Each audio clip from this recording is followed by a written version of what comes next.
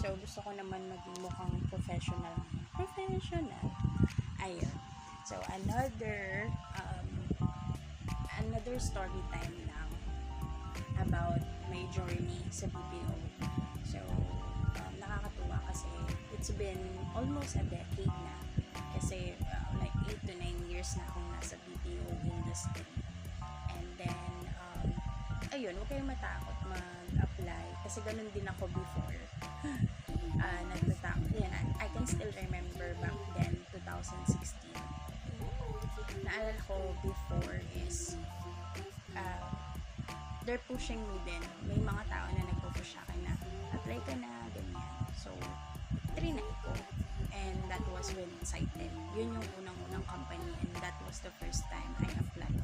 So, a little story time. Mulit